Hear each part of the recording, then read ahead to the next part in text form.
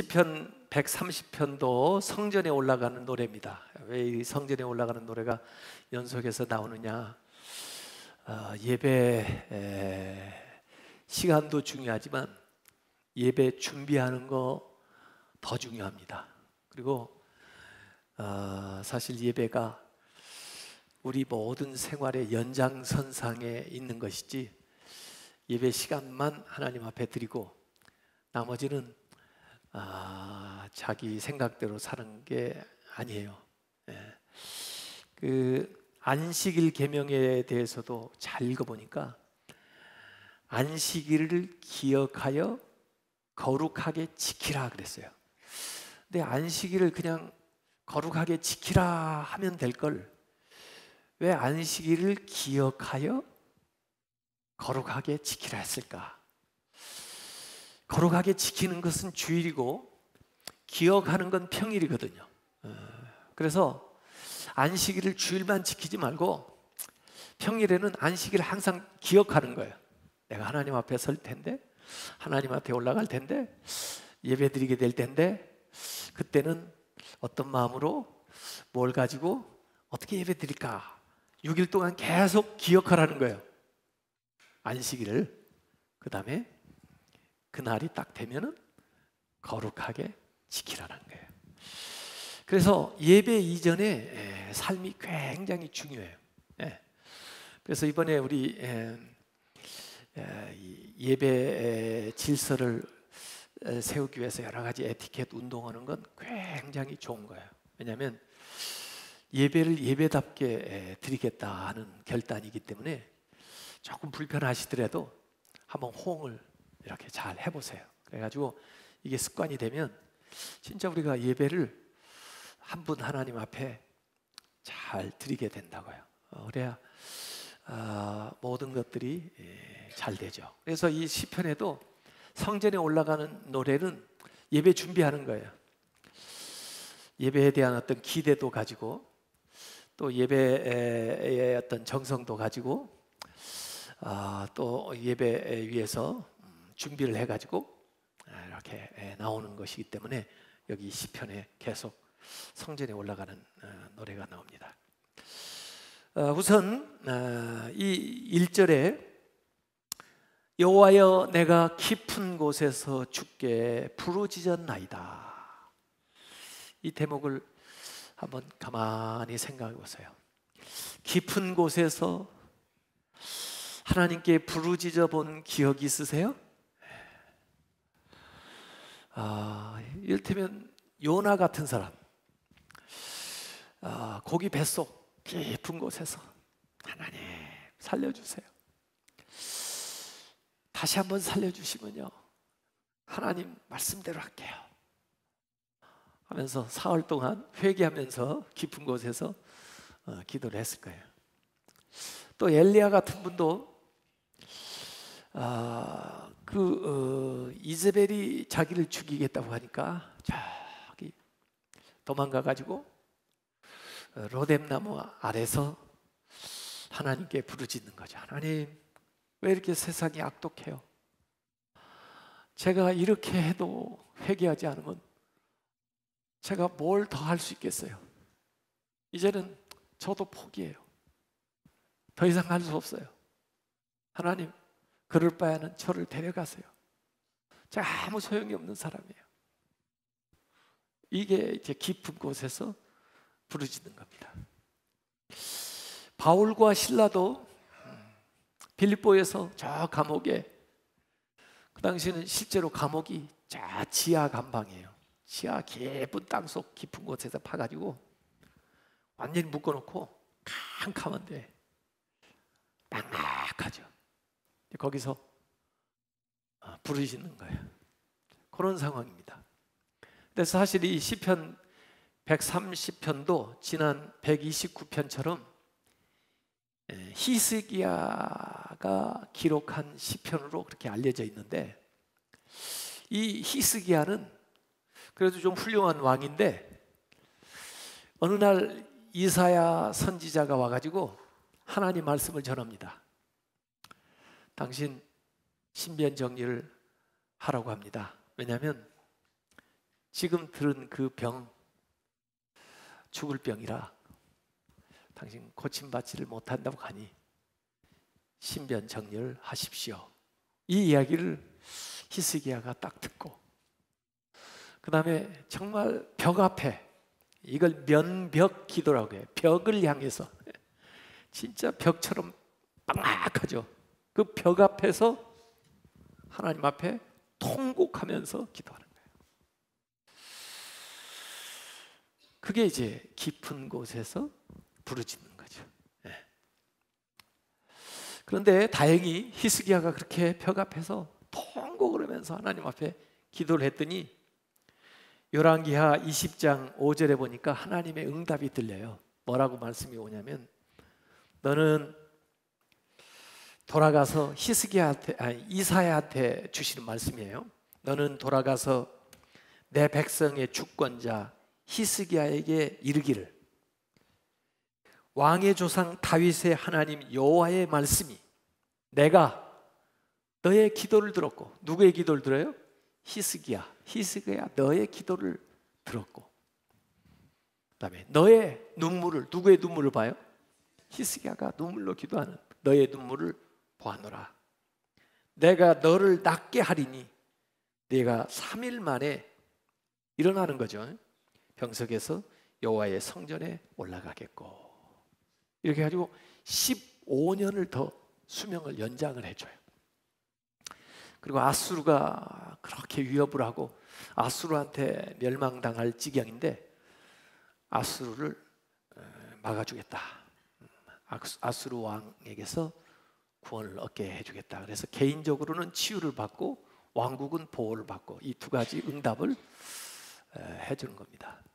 이걸 생각하면서 이 시를 쓰는 거예요. 내가 깊은 곳에서 하나님께 눈물로 부르짖었더니 하나님이 귀를 기울이시고 이 하나님의 선지자를 통해서 말씀을 주심으로써 응답을 해주시는 겁니다.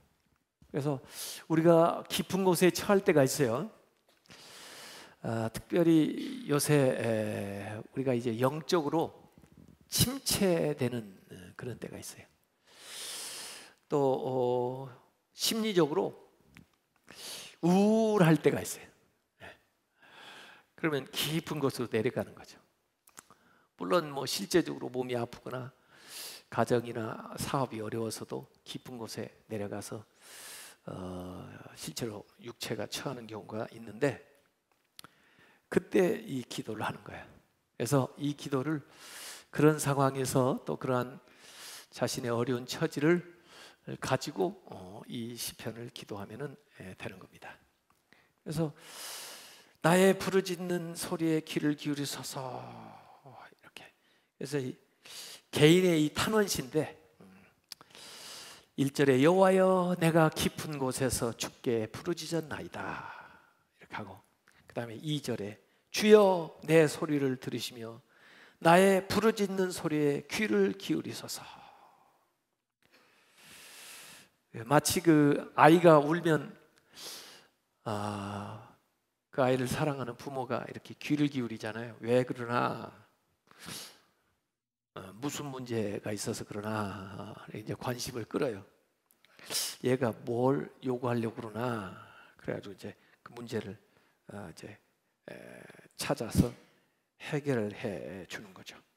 그래서 이 부르짖는다는 것은 내가 오늘 뭔가 문제가 있다는 거고, 또 오늘 내가 살아있다는 것이기도 하고, 또 뭔가 인생의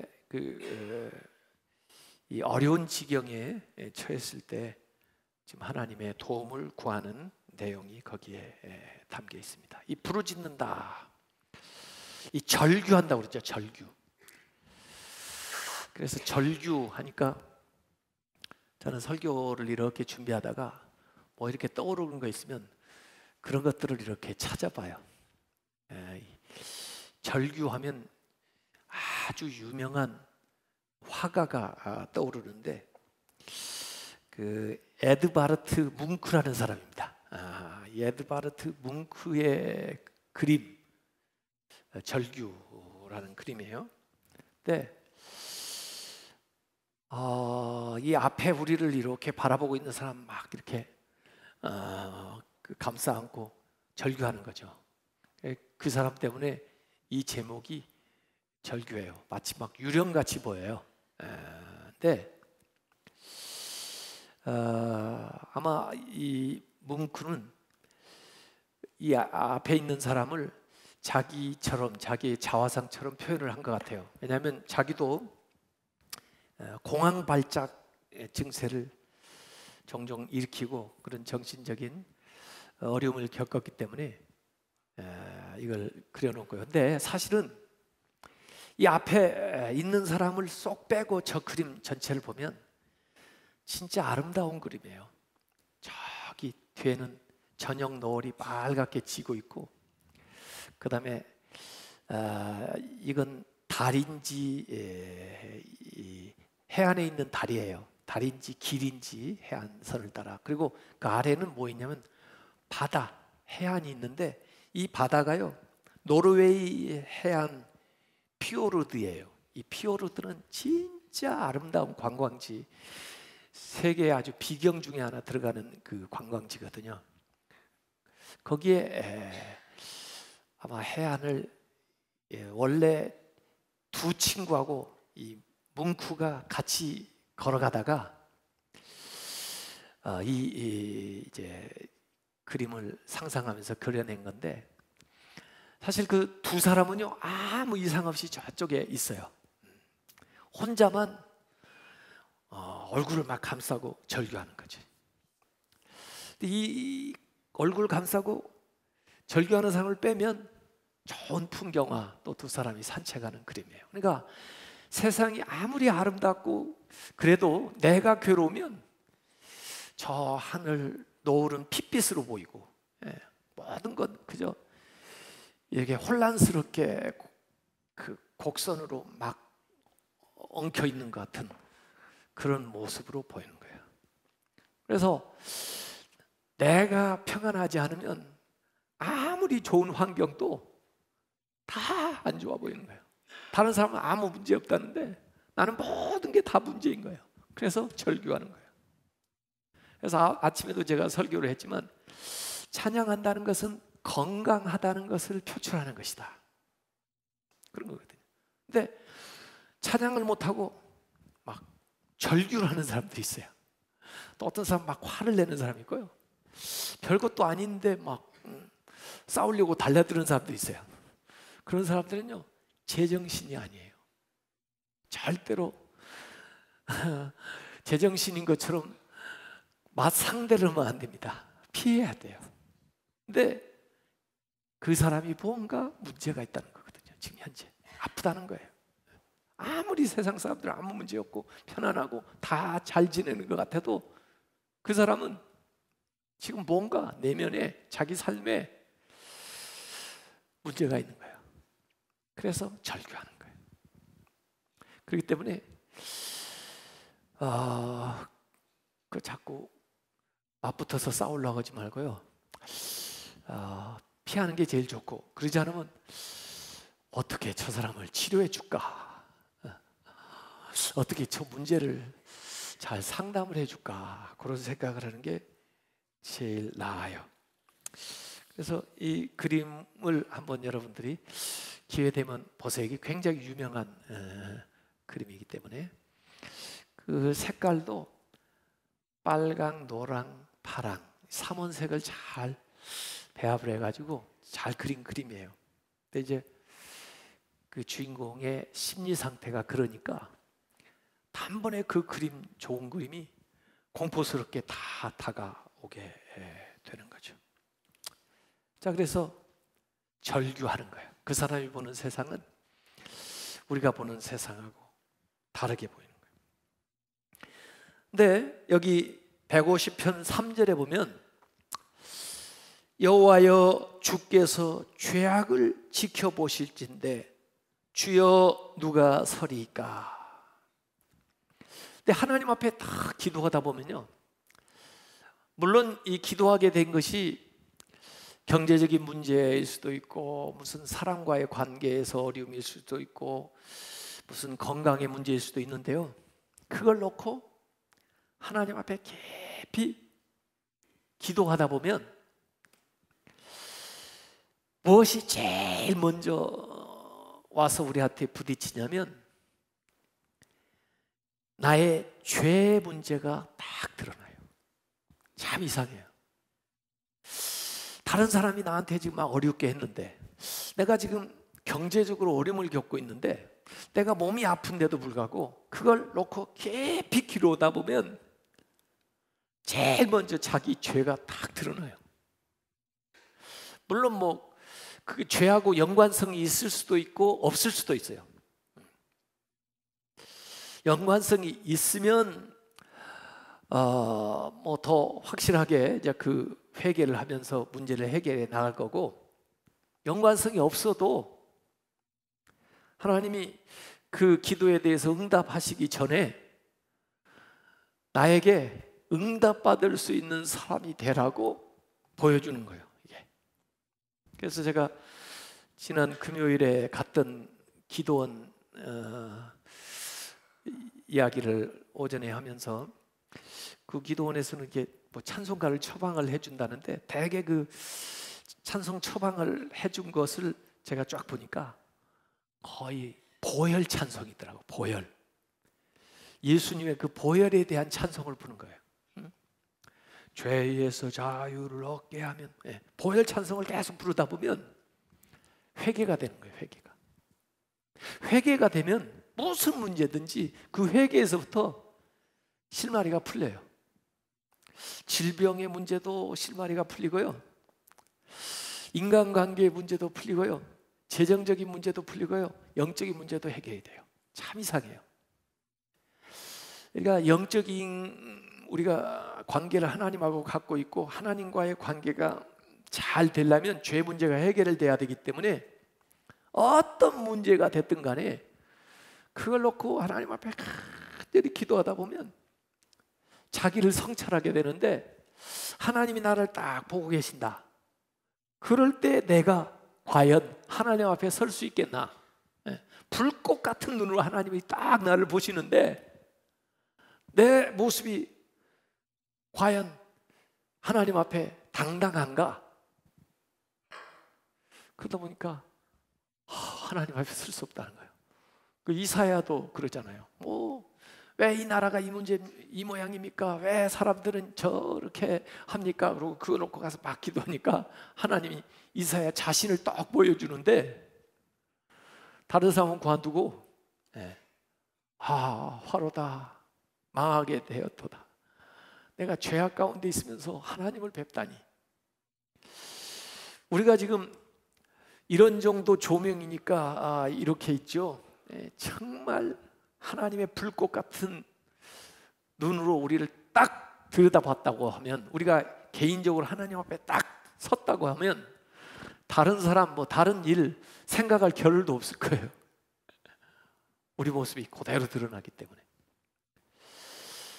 그래서 하늘나라에 가면은 우리의 어떤 의도 아무 소용이 없습니다.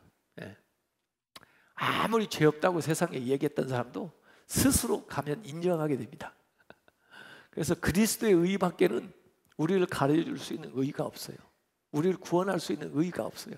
우리가 의지할 수 있는 의가 예수 그리스도의 의밖에는 없다고요. 그래서 여기 여호와여 주께서 죄악을 지켜보실진데 딱 보시는데, 주여 누가 서리이까? 이걸 이 세상에 있을 때 알고 고백한다는 것은 정말 복된 거예요. 근데 그 나라에 가서 그제서야 이 얘기를 하게 되면 이제 기회 없는 거예요. 그러니까 넌 지옥에 가야 되는 거야. 그러니까 너는 안 되는 거야. 이렇게 되는 거죠. 근데 이 세상에서는 하나님 앞에 이렇게 보게 되는 거예요. 요새 이제 종교개혁 500주년이니까 루터 얘기를 많이 하는데요. 아침에도 시편 150편을 얘기하면서 맨델스존이 그걸 가지고 찬미의 노래를 작곡했다 그랬는데, 이 맨델스존도 이 시편을 해석할 때 누가 해석한 것에 따라서 이 시편의 그 내용을 해석한가 하고 제가 살펴보니까 이 루터 교인이라 그런지 루터가 시편을 본 것을 따라서 해석을 했어요. 왜냐하면 그 시편을 해석을 하는데 부가적으로 바울의 로마서하고 에베소서를 갖다가 거기다가 같이 섞어놨거든요. 시편을. 이 루터가 시편을 이전에 수도원에 있을 때 캐톨릭 신부였거든요. 루터가. 그때 시편을 읽을 때는 너무 무서웠다는 거예요. 시편이 마치 그 심판의 책처럼 하나님의 의의를 얘기하면 반대로 내 죄가 막 드러나가지고 하나님의 심판이 막 임하는 것 같아가지고 시편을 읽을 때보다 그렇게 무서웠대요. 루터가. 왜? 그 당시에 스콜라, 캐톨릭 신학자들이 해석한 거에 의해서 시편을 보다 보니까. 근데 이 사람이 종교개혁을 일으키면서 자신이 스스로 성경을 연구하면서 시편을 다시 보게 됐는데 시편을 어느 관점에서 봤냐면 바울의 관점에서 보기 시작하면서 바울이 얘기하는 십자가를 중심에 놓고 시편을 이해하면서 시편에 대한 이해가 완전히 루터가 바뀌게 된 거예요. 그래서 멘델스존도 이 시편을 해석한 걸 가만히 보니까 루터의 그 해석을 따른 거예요. 근데 그 해석의 요체가 뭐냐면 바울의 그 그리스도에 대한 십자가, 그 그리스도의 십자가가 있기 때문에 하나님의 의가 우리에게서 충족되고 그리고 하나님의 용서가 우리에게 주어지고 그래서 우리가 하나님 앞에 의롭게 설 수 있다 하는 그걸로 나가는 거예요. 그래서 루터가 신약에서 가장 좋아했던 책은 지금 우리가 보고 있는 갈라디아고요. 갈라디아서. 구약에서 가장 좋아했던 책은 뭔지 아세요? 지금 얘기했잖아요. 지금 얘기하고 있잖아요. 시편. 예? 옛날에는 시편을 제일 무서운 책 그래가지고 처음에는 시편은 시험의 책이고 시험 당하는 자를 위한 책이고 뭐 이렇게 했는데 과거에는 그 시편을 읽을 때 평화나 위안을 얻기보다 불안과 두려운 마음을 갖게 됐다 그랬는데 심지어 시험도 들게 됐었다 그랬는데 또 이 하나님의 의 심판에 대해서 읽으면서 내적으로 깊은 좌절을 맛보아야 했었다 그랬는데 이제 시편을 바울의 서신을 읽으면서 그 하나님의 의는 우리를 심판하는 의보다는 우리를 구원하는 의로 이렇게 보게 되면서 이 바울의 시각으로 시편을 이해하게 됐다는 거예요. 그래서 루터는 십자가를 알면 시편이 해석됐다. 그러니까 시편을 제대로 해석을 하면 거기다 십자가를 딱 대고 십자가의 렌즈로 시편을 이해한다는 거예요. 그래야 시편에 나오는 심판이라든지 시편에 나오는 하나님의 의라든지 이 모든 것들이 십자가를 통해서 우리에게 다가오는 것은 하나님의 은혜로 또 하나님께서 우리에게 주시는 용서로 하나님이 주시는 평안으로 이렇게 오게 된다. 그런 얘기예요. 그래서 이 시편에 이렇게 하나님의 의에 대해서 심판에 대해서 기록한 의미는 우리로 하여금 죄를 깨닫게 하고 그래서 내 스스로 내 힘으로 내 의가 있고는 안 되겠구나 하는 것을 분명히 이 세상에서 알게 한 다음에 그리스도의 십자가를 의지하도록 그렇게 만들어준다는 거죠. 그래서 그리스도의 십자가가 얼마나 우리에게 은혜가 되는가 하는 것을 더 간절하게 느낄 수 있도록 해준다. 이런 게 이제 루터가 해석하는 이 시편의 이야기예요. 그래서 하나님이 죄를 주목해서 보면은 아무도 그 앞에 설 육제가 없지만은 예수 그리스도를 통해서 우리에게 용서하심을 주기 때문에 그 예수 그리스도의 은혜를 힘입어서 하나님 앞에 나아갈 수밖에 없다. 그래서 150편 4절에 보면 하나님 앞에 설 자가 없지만은 그러나 사유하심이, 용서해 주는 것이 주께 있음은 주를 경외하게 하심이니이다. 그랬어요. 우리 스스로 죄를 없이 할 수도 없고 어느 누구도 죄를 용서해 줄 수 없지만은 그 사유하는 은총이 주님께 있기 때문에 우리가 주님을 경외하게 된다, 이런 거예요. 이 철로 역정에도 이 구절이 나오는데요, 죄 때문에 아주 괴로워할 때, 죄 때문에 이 주인공이 고통스러워할 때 이 말씀이 주어지는 거예요. 사유하심은 세상 어디에 있는 게 아니라 오직 주님께 있으니 주님을 경외하라, 이거죠. 그래서 사유하심이 주께 있다. 왜 우리를 용서해 주시느냐? 경외하도록, 하나님을 경외하도록. 하나님을 경외하니까 용서해 주는 게 아니에요.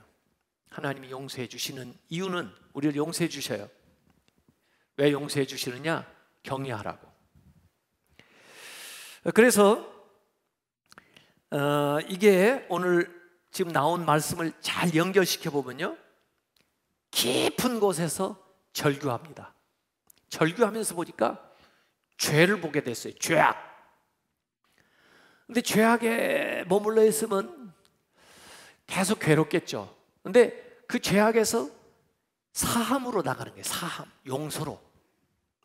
근데 그 용서를 왜 해주시느냐? 경외하게 하려고 하는 거예요. 경외. 하나님을 경외하게 하는 거예요. 그 경외하는 것이 뭐냐? 그 다음에 소망으로 나가는 거예요. 소망. 그래서 여기 바란다 하는 것이 많이 나옵니다. 그래서 실제로 시편 130편의 핵심은 뭐냐면 소망이에요. 소망. 바라는 거예요. 근데 그 바라는 게 금방 되는 게 아니고 절규에서부터 거쳐 나오는 거예요. 절규, 죄악, 자기의 죄악, 그 다음에 사함, 그 다음에 경외, 그 다음에 소망이에요. 소망을 여기 바란다고 표현을 해놨어요. 그래서 130편 5절에 보면 나 곧 내 영혼은 여호와를 기다리며, 기다리는 것이 이게 소망하는 거예요. 영어로 표현하면 wait. 나는 주의 말씀을 바라는도다. 바라는 것도 소망이에요. 이것도 영어 성경에는 wait, 기다리는 거예요. 그래서 기다린다는 것이나 바란다는 것이나 소망하는 말이에요. 똑같은, 소망한다는 얘기예요. 그래서 하나님을 기다리고 또 주님의 말씀을 기다리는 거예요. 아까 그 히스기야도 아직 뭐 15년을 더 산 건 아니지만 그래도 하나님 말씀이 주어지잖아요. 그러니까 그 하나님 말씀을 딱 붙들거든요. 그러니까 그 말씀대로 진행이 되는 거죠. 우리에게서 굉장히 중요한 게 하나님 말씀이에요. 우리가 하나님 말씀을 붙들고 가는 거예요. 저도 짧은 인생을 살았지만 인생의 하나의 그 나름대로 방향을 전하는 때에는 꼭 말씀이 주어지더라고요. 말씀이, 기도하는 중에 말씀이 딱 주어져요. 그래서 신학 공부하러 가라. 또 말씀이 딱 주어지면서 유학을 가라. 말씀이 딱 주어지면서 다시 한국에 들어와라. 말씀이 딱 주어지면서 이제 교수로 가라. 말씀이 딱 주어지면서 목회로 나와라. 이게 전부 한 번도 말씀이 안 주어진 적이 없어요. 말씀이 삶의 방향을 이렇게 트는데 말씀이 딱 주어지는 거예요. 이 써야 있는 말씀이 나에게 주어지는 말씀으로 오는 거예요. 기도 중에, 말씀을 보는 중에 이렇게 깨닫게 해주죠. 말씀이 주어진다는 게 굉장히 중요한 거예요. 그래서 하나님을 바란다는 것은, 사실은 하나님을 기대한다는 것은 말씀을 기다리는 거예요. 말씀을요. 그래서 말씀으로 저에게 임재하여 주시고 말씀으로 저를 인도해 주시고 말씀 가운데 확신을 주시고 말씀 가운데 약속을 해주세요 그런 거예요. 그래서 여러분들이 기도를 하면서 성경을 읽으면서 나에게 주어지는 그 말씀을 기다리고 그 말씀을 붙드는 게 굉장히 중요합니다. 그 말씀을 붙들면 그 말씀대로 되는 거거든요. 그게 소망이에요. 소망. 우리의 소망을 어디에 두느냐? 하나님께 두는 건데 하나님이 구체적으로 우리에게 어떻게 임재하느냐? 말씀을 통해서 임재하는 거예요. 그래서 하나님 저에게 말씀을 주십시오. 제가 말씀을 기다립니다. 저에게 뭘 하라는 것이죠? 이렇게 말씀. 그래서 설교 중에도 말씀이 들어와요. 저는 어떤 때는 꿈을 꾸는 중에도 말씀이 들어오더라고요. 이렇게. 근데 평상시에 꾸는 꿈은 꿈을 꾸고 잊어버리고 다시 기억도 안 나고 그런 때도 많은데 하나님 말씀으로 어느 때는 딱 그 레마처럼 딱 와서 꽂힐 때는 그 말씀이 잊혀지지가 않아요. 그리고 그 말씀이 너무나 생생하고 또 그 말씀이 이전에는 잘 몰랐는데 그 상황과 그 일에 너무나 확실하게 드러내는 뜻이 있어요. 그런 것이 우리 가운데 하나님이 주시는 기도에 대한 응답입니다. 그래서 여기 시편 기자도 하나님 앞에 계속 기다리는 거예요. 내 영혼은 여호와를 기다리며 나는 주의 말씀을 바라는도다. 그래서 말씀 달라. 이렇게. 제가 사실 어려운 형편에 있는 집이나 가정 사람을 신방할 때 주로 이런 기도를 많이 하죠. 하나님 그분에게 무슨 말씀을 해야 될까요? 하나님 무슨 말씀을 그분에게 주십니까? 제가 가서 전하겠습니다. 이렇게 해가지고 그 말씀을 구하는 거거든요. 그러니까 여러분 스스로도 기도하면서 그 말씀을 구하는 거예요. 이 시편 기자가 그렇게 얘기를 하는 것입니다. 지난주 4부 때 그 조장로님이 재밌는 얘기 하더군요. 뭐 그렇게 청년 때는 열심히 해서 뭐 교사까지 하고 유학까지 갔다 와가지고 집사까지도 했는데 사업이 안 돼가지고 누구 찾아갔다고 그랬죠? 점쟁이 찾아갔다고 그랬나요? 그러면서 하는 얘기가 하나님은 왜 즉각 답변을 안 줘가지고 그게 하나님 단점이라고 그러던데 하나님은요 물론 기다리게 하셔요. 근데 꼭 필요할 때 말씀을 주세요. 이렇게 또 말씀을 받을 만하게 그렇게 만든 다음에 말씀을 딱 줘요. 왜냐하면 이 말씀이요 귀하기 때문에, 정금보다 귀하기 때문에 네 진주를 그 가치를 보든 돼지한테 던지지 마라. 돼지는 먹는 것만 알지 진주가 값이 있는 걸 어떻게 알겠어요? 오히려 그걸로 해하고 상하고 그러죠. 그래서 정말 말씀을 간절히 바라고 있으면 하나님이 정말 적절한 때에 어김없이 그게 말씀을 딱 해주십니다. 그래서 다른 데 찾아가지 마시고 저는 깜짝 놀랐어요. 뭘 그런지 찾아가냐고. 하나님 앞에 열심히 기도를 하세요. 그 얘기를 하고 났더니 어떤 분은 목사님 사실은요 우리 애 이름 짓기 위해서 누구한테 찾아갔는데요 얘기하는 뭐 이름은 그렇게 해서 어떻게 지었는지 모르겠는데 저한테 오세요. 제가 이름 지어드릴게. 그래서 말씀 가운데 기도하면서 찾는 게 중요하다. 이런 거예요.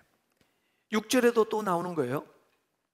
이걸 이제 비유를 하는 겁니다. 이 소망, 기다림에 대해서 이 얘기를 하려니까 그 중요한 것을 다시 비유를 들어서 설명하는 거예요. 파수꾼이 아침을 기다림보다 내 영혼이 주를 더 기다리나니 참으로 파수꾼이 아침을 기다림보다 더하도다. 여기 기다리는 게 3번 나오죠. 그러니까 앞에 2번 나왔고 여기 또 3번 또 나왔죠. 이제 5번이죠. 결국 몇 번 나오냐면요 6번 나오거든요. 근데 파수꾼이 아침을 기다림보다 감이 오세요? 군대 갔다 온 사람들은 감이 올 거예요. 군대 가서 이 보초를 쓰거든요. 저도 그 군목 들어가기 전에 6개월을 훈련을 받았어요. 그럼 모든 군사 훈련을 다 똑같이 받는데, 저는 그때 이제 결혼해가지고 우리 아이가 6개월 됐을 때 제가 입대를 했거든요. 아이가 6개월이 됐는데 얼마나 보고 싶겠어요. 그리고 그 모습이 잘 기억이 안 나요.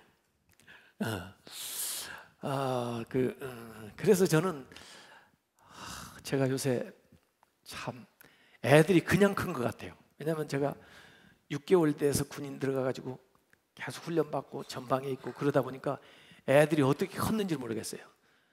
제 둘째도 제가 군대에 있을 때 제 아내가 처가댁에 가가지고 애를 낳아가지고 다 키웠는데 애가 어떻게 컸는지를 모르겠어요. 왜? 군대 전방에서 생활하느라고. 나중에 보니까 다 커 있어요, 이렇게. 그래서 나는 애들은 빨리빨리 크는 줄 알았는데 이번에 손주를 보면서 보니까 참 늦게 크더라고요, 애들. 하루하루가. 근데 그때는 금방 큰 것 같아, 애가. 근데 그때 군대에 가서 뭐 하느냐, 이 저녁마다 이게 돌아가면서 불침번이 보초를 쓰는 거예요. 그런데 저는 원래 신경이 예민해가지고요, 잠을 잘 못 자요. 근데 밤에 자꾸 부스럭부스럭하고 군장을 갖추고 나가서 또 보초소로 나가는 사람들이 있기 때문에 아직 제 순서가 아닌데도 신경 쓰여가지고 잠이 안 와요. 네가 나갔으니까 앞으로 3시간 후에 나구나, 2시간 후에 나구나. 잠이 안 오는. 제가 전방에 배치가 됐거든요. 전방에 28사단 전방 철책부대에 딱 배치가 됐는데, 그 철책부대는 낮에는 자고 밤에는 전부 철책선에 가서 경계 근무를 쓰는 거예요. 전부. 저희 28사단은 북한하고 제일 가까운 초소는 한 300m밖에 안 떨어져 있는, 눈으로 딱 보여요. 저쪽 북한 병사들이 보여요. 거기 위치하고 있는 이 초소들이 있거든요. 산 오르내리기 하는 데가 있어요. 낮에는 자야 되는데 낮이라 잠이 안 와요. 저는 밤에 자지 왜 낮에 잠이 오겠어요. 낮이 잠이 안 와요. 그런데 또 밤에는 순찰을 돌아야 돼요. 가지고 밤에 거기를 이제 도는 거예요. 이 병사들이 낮에는 자고 밤에는 거기 전부 들어가가지고 전부 앞을 향해서 혹시 누가 철책선 넘어오나 그걸 2명씩 초소마다 보고 있는 거예요. 그럼 밤새워서 그 길을 따라다니면서 그 2 친구들 커피라도 한 잔씩 주고 껌이라도 주고 그 다음에 붙들고 기도를 해줘요. 예수 믿든 안 믿든 제가 가서 이렇게 기도를 해주면 다 아멘 하고 그래요. 그래 밤새 돌아다니면서 이렇게. 왜냐하면 보초 서 있는 데만 있으면 안 되거든요. 중간에도 혹시 뭐 할 수 있으니까 순찰을 도는 거예요. 중간을 이렇게 쭉 걸어가면서 보는 거예요. 거기서 1년을 있었는데 그때는요, 언제 날이 새나, 왜 이렇게 밤이 긴지 말이에요. 언제 날이 새나. 그래가지고 다시 들어가나. 그러니까 우리는 밤에 여기서 잘 자지만 보초수는 저기 철책선 우리 자녀들은 그러고 있는 거예요. 밤새 총 들고 여차하면 전투가 일어나는 거죠. 그 파수꾼이 아침을 기다린다는 심정이 그 보초를 서보면 압니다. 아침이 오는 건 확실해요. 올라다 맙니까? 새벽이? 경험을 통해서 항상 오는 건 확실해요. 그렇지만 그렇다고 저절로 지나가는 건 아니에요. 밤을 지내야, 깨어 있어야, 고생을 해야 그 아침이 오는 겁니다. 그래서 기다린다는 거예요. 하나님을 기다리는 심정이 그런 거예요. 깨어서 이제나 저제나 어제 오시려나 그러면서 기다리는 거예요. 파수꾼이 아침을 기다림보다 내 영혼이 주를 더 기다리하니 참으로 파수꾼이 아침을 기다림보다 나다. 이 영어 성경을 보면요, 파수꾼이라는 말이 watcher, 지켜보는 사람, 와처. 와처가 기다리는 것이 와치예요. 와치. 사실 와치가 시계인데 와처, 지켜보는 사람이 와치, 기다리는 거예요. 이게 소망이에요.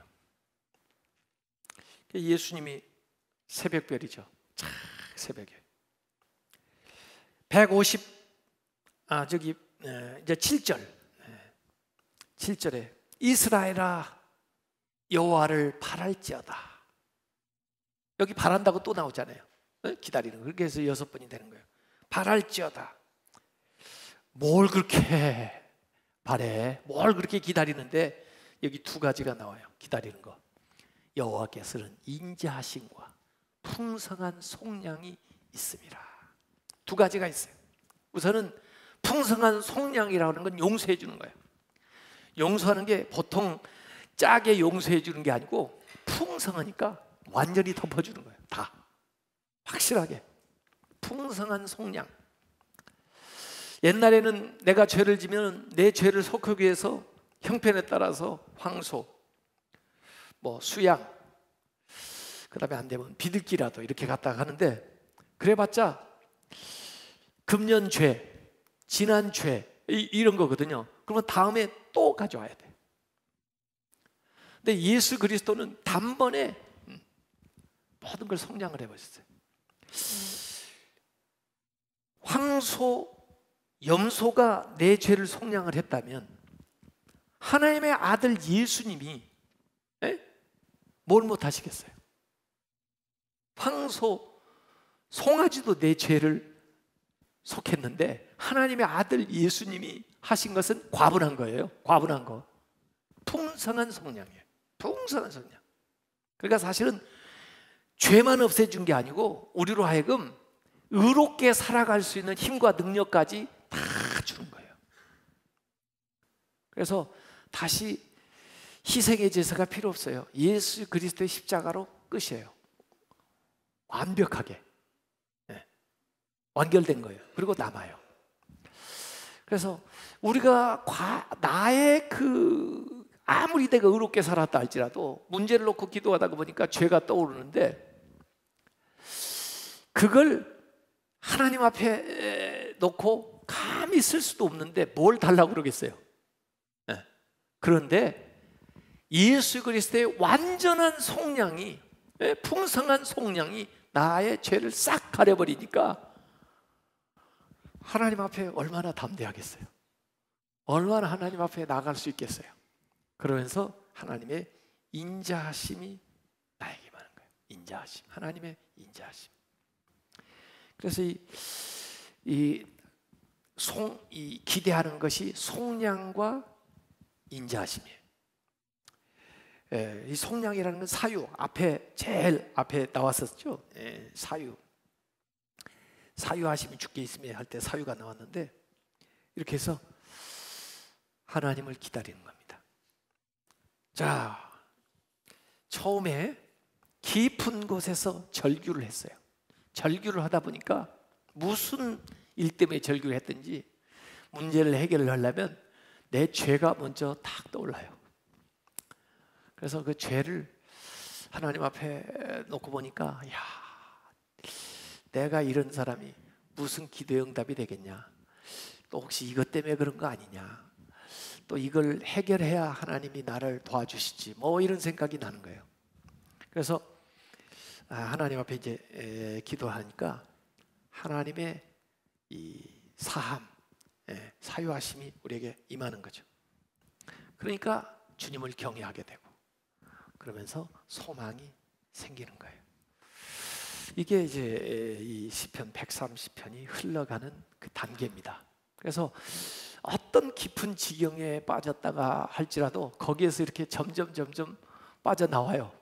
가지고 주님을 소망하고 바라는 단계로 그 밤을 지나 가지고 이 새벽으로 대낮으로 이렇게 나오는 이야기가 여기에 기록되어 있는 거죠. 그래서 결국 하나님께 소망을 두고 하나님이 도와주신다.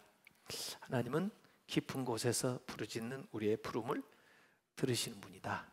그러니까 하나님은 풍성한 속량, 또 하나님은 그 인자하심으로 결국 우리를 인도해 주신다 하는 이 말씀이 여기에 나와 있습니다. 그래서 오늘 우리가 그런 기도를 좀 하고 싶어요.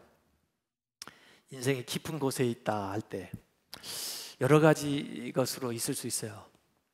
몸이 아파서도 그러고, 가정 또 사업 일들이 안 돼서도 그렇고, 또 영적으로도 침체될 수 있고, 그때 우리가 해결하는 길은 하나님 앞에 부르짖는 겁니다.